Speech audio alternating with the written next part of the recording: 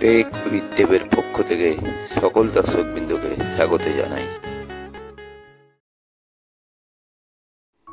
প্রথমেই গুগল ক্রোমে গিয়ে সার্চ বক্সে মাই আধার টাইপ করতে হবে।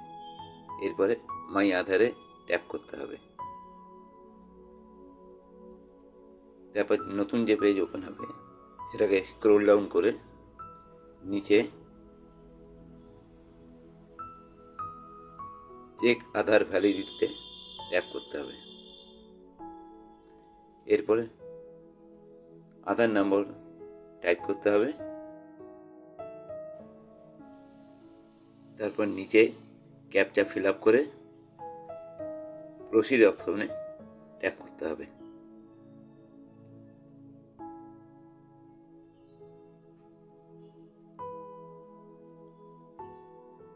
তাহলেই আধার নম্বর ভেরিফাইড হয়ে যাবে। সকলকে অনেক ধন্যবাদ।